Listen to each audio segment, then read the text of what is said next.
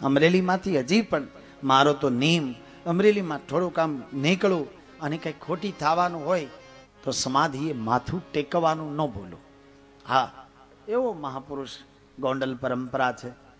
બહુ અમને દુધરેજને નજીક પડે. હા, એ સાધુ બહુ ગમે. સમકાલીન મહાપુરુષોની સાથે જેને સમાગમ કરેલો, મહાત્મા મૂળદાસજી પછી તો જગત છે ભૂલી જાય, પણ અમુકના ઘા વાગેલા હોય એ તો જાય નહીં ને, રૂંધાય. એ કેમ ઘા રૂંધાય? કે કાંકરીના માર્યા મેં કદી ના મારીએ, એ જી મેણાના માર્યા મરીએ વાલીડા, મેળો લગાડ્યો તમ સાથે રે, મેળો લગાડ્યો તમ સાથે રે. કોકને તમાશો મારી દેવો, બહુ બહુ તો પથ્થરનો ઘા, ઘડીક પૂરતું લોહી નીકળે યાર. પણ વેણ કવેણ જગતની અંદર.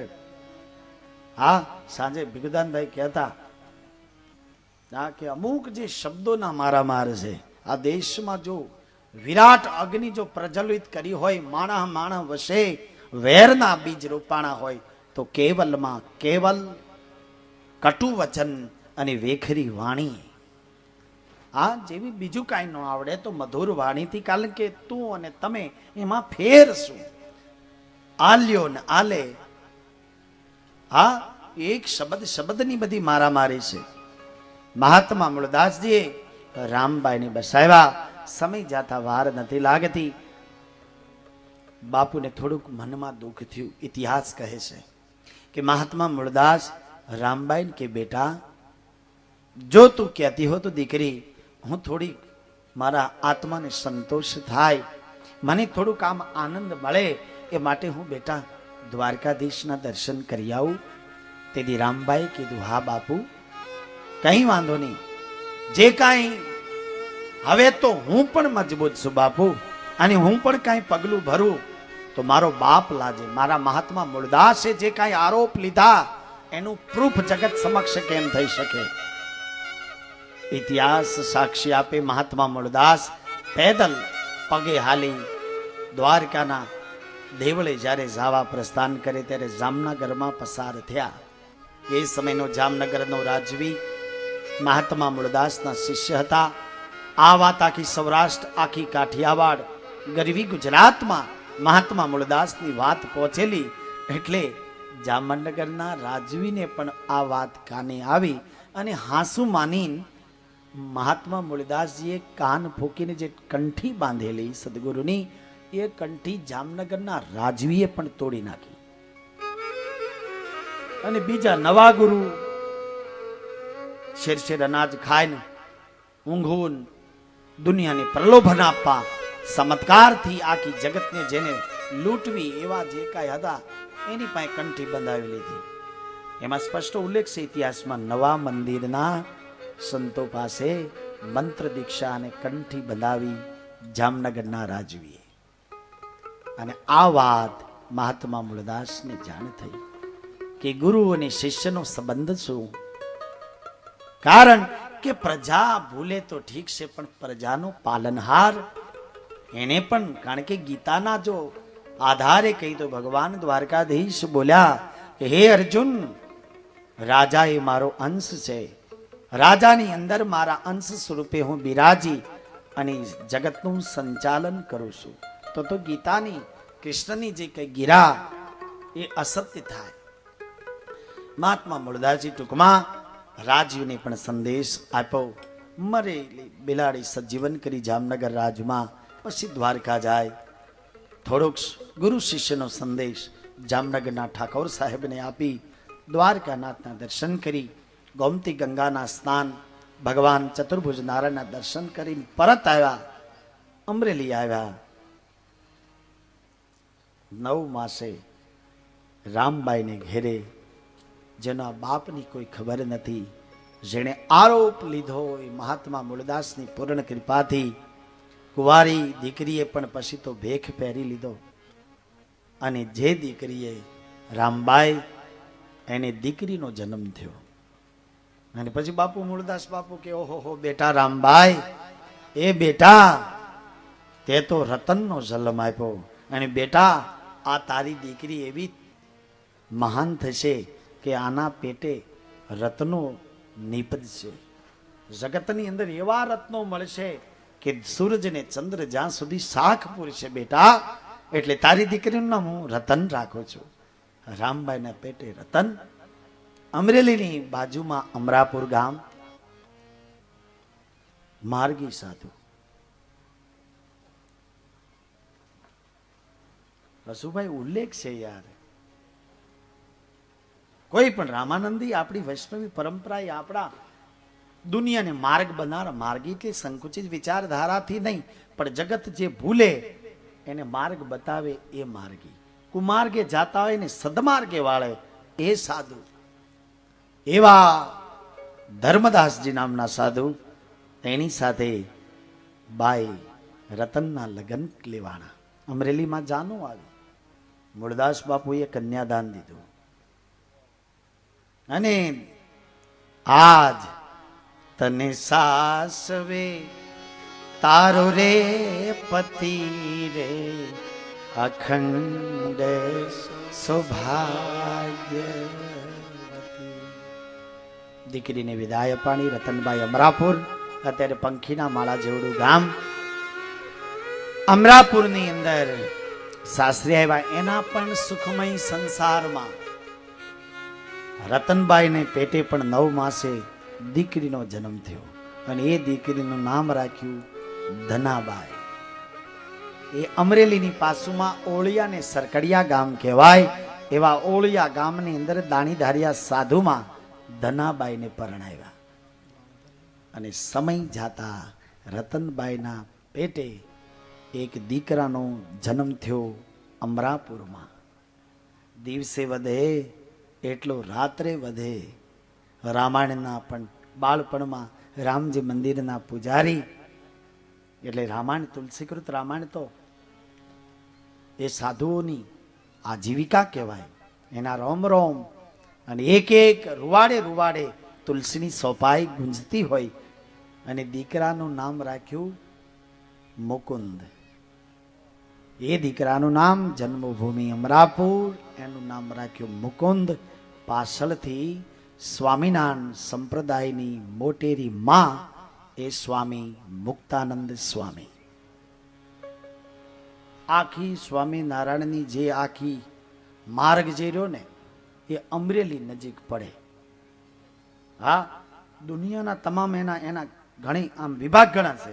કોઈ કે જૂના મંદિર, કોઈ કે નવા મંદિર, કોઈ કે જ્ઞાન સ્વામી, એ ઘણી ઘણી આખી એમાંય ઘણા ઘણા વિભાગ થઈ ગયા. ઓલા નમેની, ઓલા નમેની. પણ એક મારું તમને સ્પષ્ટ રીતે કહું, આ જગતમાં ફરી સિયાના સહારે, પણ એક મુદ્દો ખાસ આપું કે હજી એ બધા વિભાગ ઘણા છે, પણ હજી આરતી નથી બદલી. આરતી મુક્તાનંદ સ્વામીએ જે બનાવી કિરીટ, એ જ આરતી બોલાય છે અત્યારે પણ ટોટલ સ્વામિનારાયણ સંપ્રદાયમાં. એટલે એનો અર્થ પછી શબ્દોની મારામારી છે. એ આખી નગર એમ કીધું સદગુરુના દરબારમાં જે અરુણ હંમેશ માટે સહજ આનંદ આપે એ સદગુરુ. એનો અર્થ સહજ વત્તા આનંદ. સદગુરુના દરબારમાં બહુ કાંઈ મુશ્કેલી નથી. તમારી નિષ્ઠાને તમારો ભાવ હોય તો સહજ આનંદ પ્રાપ્ત થાય. એવા શબ્દો મુક્તાનંદ સ્વામીના છે.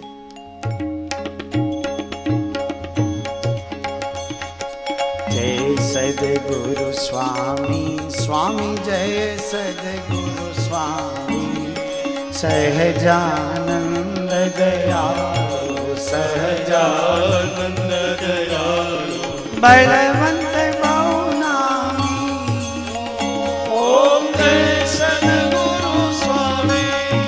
શરણ સરોજ તમારા વંદુ કર જોડી. સ્વામી વંદુ કર જોડી. શરણી શીસ ધરાજી, શરણી શીસ ધરાજી. દુઃખ ના ક્યા કપી નારાયણ નર ભાતા દ્રિજ કુળ તનુ દારી. સ્વામી જય કુળતનુદારી પામર પતિત ઉધારા પાવન પતિત ઉધારાય ગણિત નર નારી નિત્ય નિત્ય નૌતમ લીલા કરતા અવિનાશી પ્રભુ કરતા અવિનાશી 68 તીરથ શરણે 68 તીરથ શરણે કોટી ગયા કાશી પુરુષોત્તમ પર ઘટનું જે દર્શન કરશે સ્વામી જે દર્શન કરશે કાળ કરમથી છૂટી કાળ કરમથી છૂટી કુટુંબ સહિત તરસે આય અવસર કરુણાનિધિ કરુણા બહુ કીધી વાલે કરુણા બહુ કીધી મુક્તાનંદ કહે મુક્તિ મુક્તાનંદ કહે મુક્તિ સુગમ કરી સીધી ઓમ જય સદગુરુ સ્વામી સહજ આનંદ જે આપે તે સદગુરુ મૂળમાં જ્યારે મુદા અને હું કહું છું સ્પષ્ટ રીતે મૂળ ઘટના જે હોય એ જગત સમક્ષ રજૂ કરવામાં બહુ ફીફાનો ખાંડવા આપણી હાવ હાદી ભાષામાં કહી અરે જે અસલ વસ્તુ કેવી કારણ કે જાહેરમાં એ લોકો નથી કહેતા એલા કીધું ધરા વિના ધાન નો નીપજે કુળ વિના માઢું ન હોય જેસલ જખરો જા નીપજે જેની માં હોથલ પદમણી હોય માઈ માં છે દુનિયાની જન્મદાત્રી જનેતાની આખી જુદી વાત છે એનો અર્થ હા પાછા સ્ત્રીને ત્યાગના સમર્પણમાં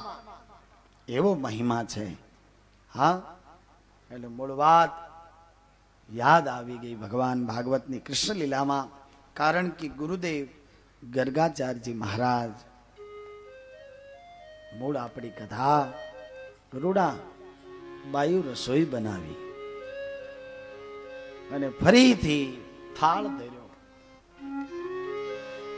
ધર્યો અને પાછા માં જશોદાજી બહુ ભોળા લાલાની પલનાઈ પોઢાડીમાં ગૌશાળામાં જાય પાછળથી लालो विचार करे फिर गुरुजी बुला रहे हैं इसलिए फिर पलना से निशे आया ठाकुर जी गौठणिया भर गुरुदेव गर्गाचार्य जी आ वखते तो बाओ बहु समझी गयो कि हाव आंख्यू विषय थाल न धरवो नकर एक तो भूख लागी एक बधाई आ मालधारी ना खोरडा हूँ एक ऋषि गर्गाचार्य जी महाराज घड़ीक आंख बंद करे घड़ीक खुले અને તાળ ધરે અશોકભાઈ આવું થયું ગુરુજી બહુ યાર ચતુર અને સાધુમાં ચતુરતા હોવી જોઈએ થોડી કામ હા પછી જગતમાં જીવવું હોય તો દુનિયામાં બહુ રીતે જેને આમ પરિપક્વ સાધુ રીતે આમ થોડીક આમ તીવ્ર વૈરાગથી જેને આમ કાંઈક કરી છૂટવાની ભાવના હોય એ લોકોએ થોડીક સાવચેતી અને અત્યારે વર્તમાન 21મી સદીનો આ સંધિકાળ એવો પસાર થઈ રહ્યો છે કે આમાં થોડીક સાવચેતી બહુ જરૂરી છે સેવકની પાછળ નથી પડવાનું સેવક તમારી પાછળ પડવો પડે હા આ ભારતીય સંત પરંપરા છે ભારતીય આપણી સાધુ પરંપરા છે આ એક અમુકે તો આખા માર્ગ જ બદલી નાખ્યા છે ભલા મારણ દમડી કારણ દેહ જલાવે જોગી નહીં પણ જગદૂતા કારણ કે તમારી એવી લાયકાત કેળવો કે જગત તમારી પાછળ આવશે જેણે જગદીશનું શરણ સ્વીકાર્યું એની પાછળ જગત આવે કોઈ શંકાને સ્થાન નથી એમ ગુરુદેવ ગર્ગાચાર્યજી મહારાજ થાળ ધરે ઠાકોરજી ફરીથી પારણામાંથી આવે પણ આ વખતે જ્યાં ગુરુદેવ ગર્ગાચાર્યજી મહારાજ પારણામાં જોવે તોય લાલો છે અને અહીંયા જમે છે પછી ભગવાન હરિએ પોતાની બાળ લીલામાં ગુરુદેવ ગર્ગાચાર્યજી મહારાજને ચતુર્ભુજ નારાયણના દર્શન કરાવી અને જે કાંઈ સદગુરુ શ્રી ગર્ગાચાર્યજી મહારાજના જે મગજમાં સૂત અસૂત અને આભડશટની જે કાંઈ ગાંઠ હતી એ ગાંઠ મીટી ગઈ. એ ગાંઠ મિટાઈ ગઈ. અને પછી તો ગુરુદેવ માલધારીમાં ઘણા સમય સુધી રોકાય છે. નામકરણ સંસ્કાર સંપૂર્ણ કરી ગુરુદેવ ગર્ગાચાર્યજી મહારાજ બાલ મુકુંદની છબી હૃદયમાં ધરી અને ફરીથી નિજ પોતાના નિવાસ સ્થાને પ્રસ્થાન કરે. આવી ભગવાનની અનુપમ લીલા છે. ધીરે ધીરે ભગવાન રૂડા કાર્ય કરે છે. એમાં ભગવાનનું બાળપણ બહુ અનુપમ છે, મહિમાવંત બાળપણ છે. એમાં નારદજીએ મહાદેવને જાણ કરી. ભોળાનાથ કૈલાસથી આવે ઠાકુરજીને મળવા માટે. કારણ કે ભગવાન કૃષ્ણની બાળ લીલામાં મહાદેવ 2-3 વખત ગોકુળમાં આવ્યા છે. 2 તો સ્પષ્ટ રીતે. પહેલી વખત કારણ કે આ વખતે તો જુદા જુદા અસુરો, માયાવી રાક્ષસો પૂતના સહિત બહુ ઉત્પાત કરતા, એટલે વ્રજમાં કડક નંદ ભવનમાં સૂચના પાણી કે અજાણી વ્યક્તિ સાથે લાલાને મુલાકાત આપવી નહીં. હા, બહુ બહુ બહુ આજીજી કરે તો લાલાના દૂરથી દર્શન કરાવવા, પણ કૃષ્ણ પાસે કોઈને આવી નંદ ભવનમાં ગોપીઓથી માંડીને તમામ વ્રજના આગેવાનો સહિત નંદ બાબાને પણ સૂચના. માં જશોદાજીને પણ કીધું બહુ ભોળપણ ન રાખો માં. મોટી ઉંમરે દીકરો, 89 વર્ષની ઉંમરે દીકરો આવ્યો અને આવી રીતે વિશ્વાસ બહુ, કારણ કે માયાવી રાક્ષસો છે. જ્યારથી ભગવાન કૃષ્ણ આવ્યા ત્યાં સુધી વ્રજમાં આનંદ છે, પણ આનંદ સાથે આપણા વિઘ્ન સંતોષી ઘણો ઉત્પાત કરે છે. આવો મનમાં એટલે કે મહાદેવ આવ્યા જોગીના રૂપે, સાધુના સ્વરૂપે ભગવાન આવ્યા છે. મહાદેવ જ્યારે નંદ ભવનમાં ગોકુળની અંદર આવે, પણ આ તો ભગવાન દ્વારકાનાથનો દરબાર, યોગીંદર બાપા પ્રભુએ જે અવતાર ધારણ કર્યો, એવી ભગત બાપા લખે કે માં જશોદાજી. આમ તો એક અમુક તો કવિ કાગ ભગત બાપાના જો શબ્દો જોઈ તો આપણી સૌરાષ્ટ્રની સાહિત્ય જગતમાં બહુ મોટામાં મોટી, કારણ કે અમુક શક્તિઓની વંદનાના સંદર્ભમાં આઈ હોનલ પાસે પણ જ્યારે ભગત બાપા ગાંડીગીરમાં પોતાની ગાયોને ભેંસુ તરીકે જ્યારે, કારણ કે ચારણ જ્ઞાતિમાં જુદી જુદી હાંખ આવે, એમ ભગત બાપા તુંબેલ હાંખના હતા. કવિકાગ તુંબેલ ચારણમાં, કારણ કે કોઈ દેથા હોય, જુદી જુદી આંખ હોય છે. લીમડીના અમારો ઝાલાવાડનો રાજકવિ યાદ કરી શંકરદાન દેથા, આપણી ભાવનગરનો રાજકવિ પિંગલસિંહ, આખી પિંગલસિંહ પાતાભાઈની આખી વાત નિરાલી છે કે જેની સાહિત્યના જગતમાં એટલા અનુપમ ભજનો આપ્યા છે. એમાં શંકરદાન બાપુ લીમડી રાજકવિને તો એ માટે યાદ કરવા પડે કે મહાત્મા ઈશ્વરદાને હરિરસ તો ભગવાન દ્વારકાધીશને સંભળાયો. પહેલો નામ પરમેશ્વરો જીણે જગ માંડ્યો જોઈ, નર મૂરખ સમજે નહીં મારો હરિ કરે સો હોય. એ આખી ભગવાન દ્વારકાધીશને જે હરિરસ અને શક્તિની આરાધનાનો હજી પણ મારો એક અંગત જે આવતીકાલે જેના તરફથી 56 ભોગ છે, પિયુ ગઢવી, પિયુ દેથા, શંકરદાન બાપુની લીમડી કવિના 7મી પેઢીમાં આવી જાય એવો એક યુવાન મોગલ ઉપર જેને પૂર્ણ શ્રદ્ધા, પૂર્ણ આસ્થા આવી સામે. હા, પણ શંકરદાન કવિને એ માટે યાદ કરું કે જેને હરિરસને બહુ જીવતો રાખ્યો. અમૂલ્ય હરિરસ છે, કારણ કે સાહિત્ય ભાષામાં જેને ગુરુ કૃપાથી ચારણી સાહિત્ય પ્રત્યે જેનો ભાવ લગાવ હોય, કારણ કે દેવ્યાણ લેશો, શક્તિ આરાધનામાં દેવ્યાણ છે. મહાત્મા ઈશ્વરદાન અને અમુક કવિઓને યાદ કરવા પડે, કારણ કે આપણી સૌરાષ્ટ્રની ધરામાં 2 પુરુષો એવા થયા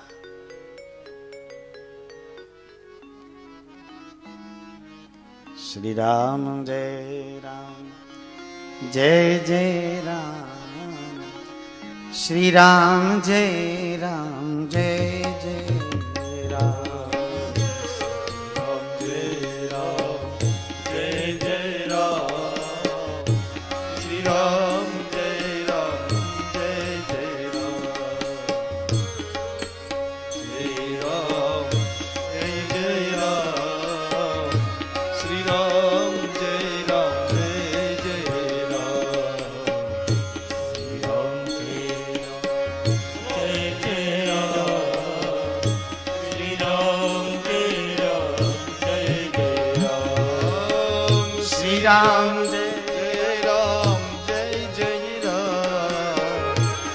રામ જય રામ જય જય રામ શ્રી રામ જય રામ જય રામ શ્રી રામ જય રામ જય જય રામ દેવા રઘુપતિ રઘુપતિ રઘુપતિ રઘુપતિ રઘુપતિ रघुपति राघव राजा राम पतित पावन सीताराम रघुपति राघव राजा राम पतित पावन सीताराम बोले सीताराम सीताराम भज प्यारे सीताराम सीताराम जय सीताराम भज प्यारे सीताराम बोलो श्री राम जय जय राम श्री राम जय जय राम श्री राम जय जय राम श्री राम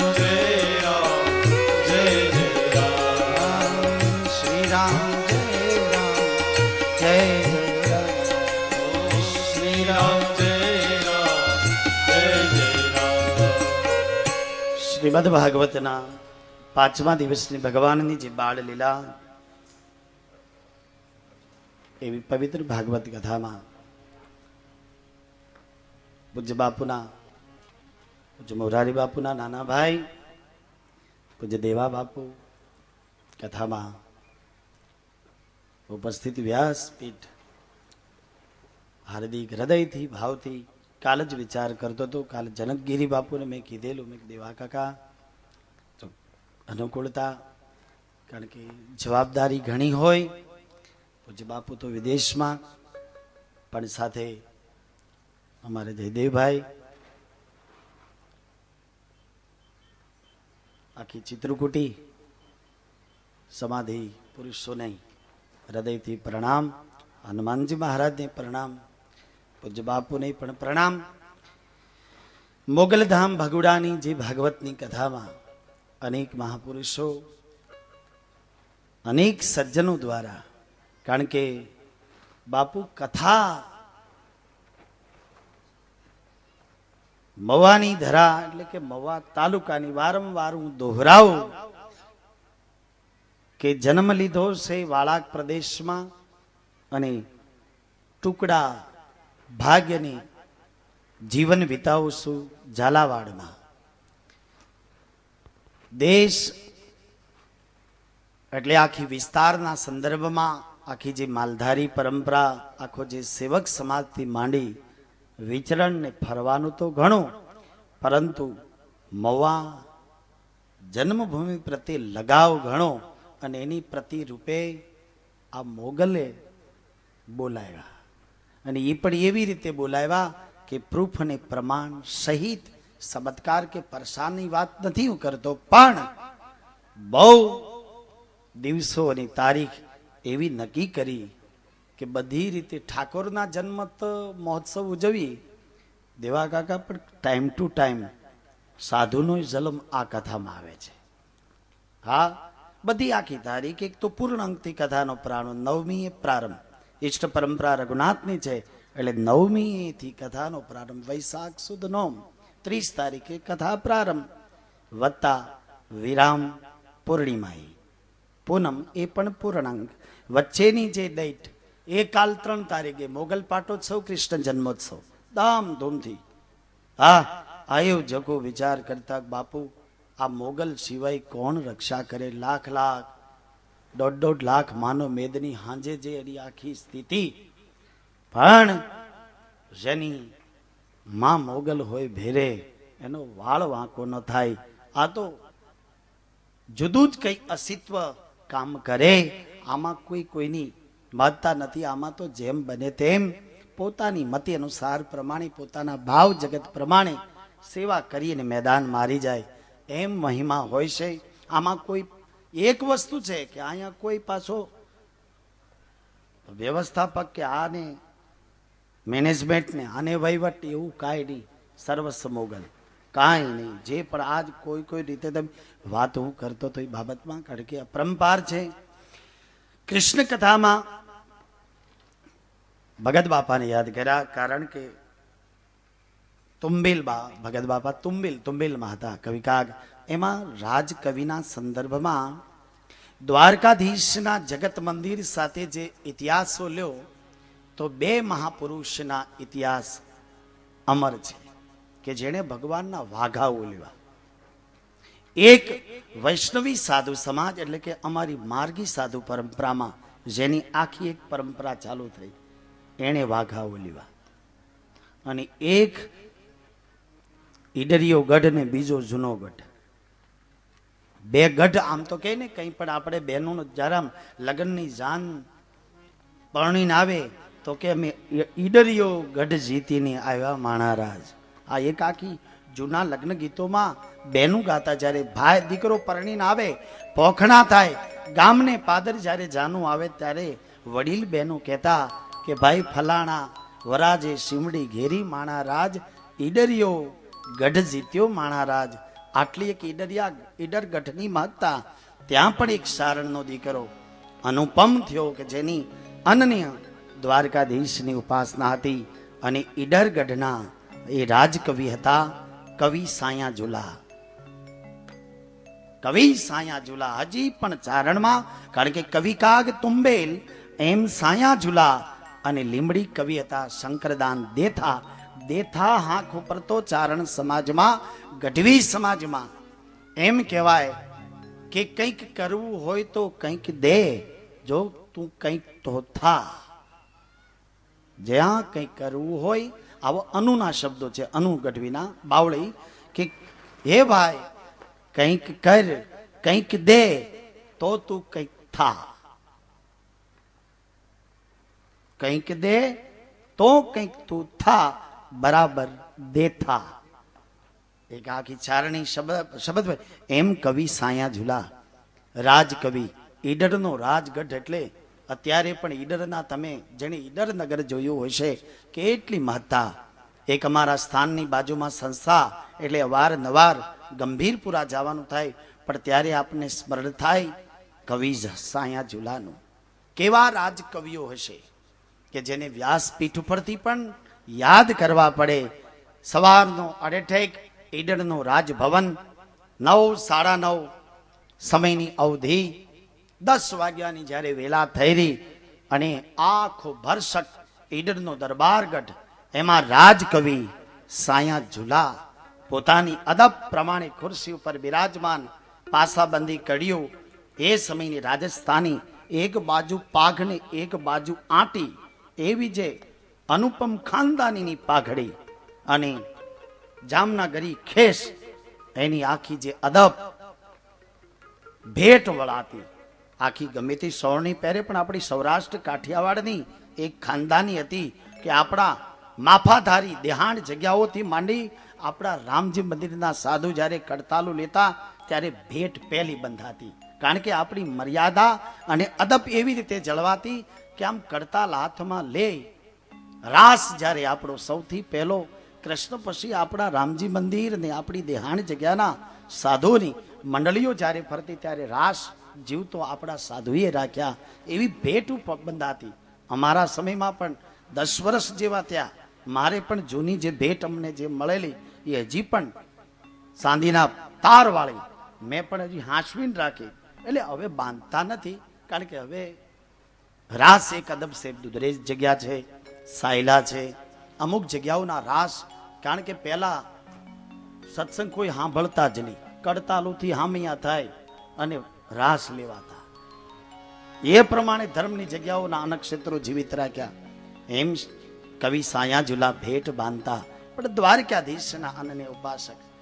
સવારનો 10 વાગ્યાનો સમય જગત મંદિર દ્વારિકાની અંદર ગુગળીના હાથથી ભગવાનની જે શિંગાર આરતીની સમય આરતી થતી છે ને એ સમયની ઈડરનો રાજભવન આખી પ્રજાનો પાલનહાર ઈડરનો રાજવી રાજ સિંહાસનો પર કવિ સાયા ઝુલાની પણ હાજરી. અને એ સમયમાં શું ઘટના ઘટી? કારણ કે રાજની અદબ જાળવી જોઈએ, કામ સિવાય. કારણ કે આ તો રાજ કચેરી છે અને એમાંય કોઈ નાનું સૂનું વ્યક્તિત્વ નહીં. કવિ સાયાજુલા શબ્દનો આરાધક, સૂરનો જાણકાર, જેણે અનેક સાહિત્યનો રાજા ગણી શકાય એવા કવિ સાયાજુલા ઊભા થઈ એકી સાથે આમ હાથ છોડવા મળ્યા. એક સાથે પાછા 5-10 મિનિટ જેવું આમ થયું છે, પાછા આમ રાખીને પાછી મુઠ્ઠી વાળી અને પોતાના આસન ઉપર બેસી ગયા. ત્યારે રાજ હોય એમાં પરંપરાગત હાલ્યું આવે, ઈર્ષા ને અદેખાય, વિરુદ્ધાભાસ, આ તો બધી ઠેઠથી હાલ્યું આવે. એમાં લોકોએ સંકેત અને નજર દ્વારા નિર્ણય કર્યો કે રાજવીને જાણ કરો, આ ઈડરગઢનો રાજભવન છે. અને કવિ સાયાજુલા આવી રીતે રાજભવનમાં ઊભા થઈ સીધા હાથ આમ કરે. એનો અર્થ શું? શા ભાવથી, શા કારણથી એને પોતાના હાથ આવી રીતે ઘસ્યા? ઠેઠ રાજવી, ઈડરના રાજવીએ સત્ય ઘટના ઈડર રાજની. ત્યારે ઈડરના રાજવીએ કીધું, હે કવિરાજ, હે સાયાજુલા, રાજ તમને પૂછી શકે કોઈ કારણ વગર પણ, કોઈ દરખાસ્ત વગર, કોઈ શબ્દ દ્વારા કંઈક સૂચિત કિયા જાય તો આપ રાજકવિ છો. પરંતુ કોઈ પ્રયોજન સિવાય આપ ઊભા થઈ એકી સાથે હાથ ઘસવાનું કારણ? તેદી એ ચારણ સપૂતે જવાબ એટલો જ આપ્યો હતો કે હે રાજન, જાણશો તો મનમાં શંકા ઉત્પન્ન થશે. એ કરતા એ જે સ્થિતિમાં જે કાંઈ છે એ બરાબર છે રાજન, પણ આ તો રાજનો તરત હોંકારો ભરાણો નહીં. કવિરાજ, આ ઈડર રાજનો ગઢ છે. હા, જેની તુલના કરવી હોય, આપ કોઈ સામાન્ય વ્યક્તિ તમને નથી પૂછતી અને તમે પણ સામાન્ય નથી. કવિ સાંઈ